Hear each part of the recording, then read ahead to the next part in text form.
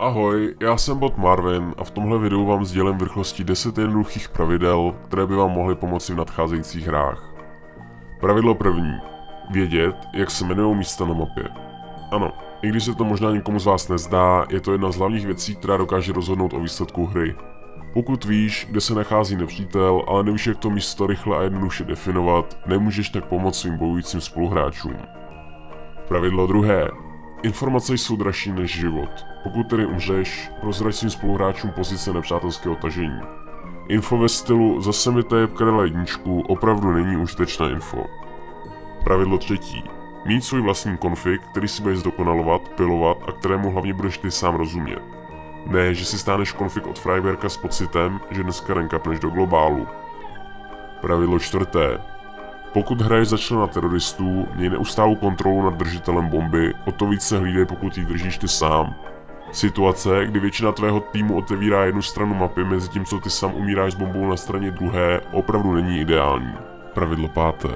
Pokud jeden z tvých spoluhráčů nedává info nebo uráží ostatní hráče, nejlepší reakce na toto chování je nereagovat. Když se vám zdá sebe více retardovaný a máte pocit, že by potřeboval vaši pomoc, nekomunikujte s ním, nemá cenu mu pomáhat. Pravidlo šesté. Zapomeň na minulost. Většina hráčů má ten zlozvyk neustále rozebírat chyby a možnosti předchozího kola, když už se hraje kolo další. Obírají se tím tak o šance a soustředěnost nad současným kolem. Pravidlo sedmé.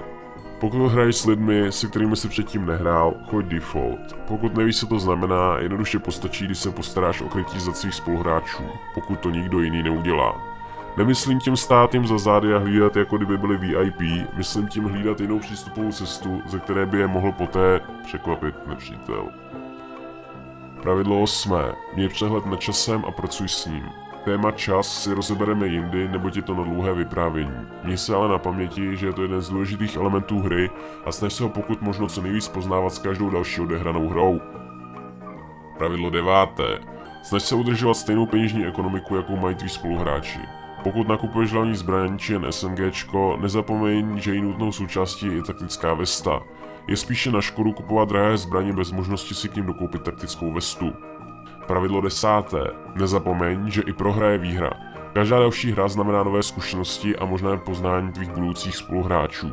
Respektuj svého nepřítele a do hry vstupuj s chutí poznat něco nového, ne s chutí za každou cenu vyhrát.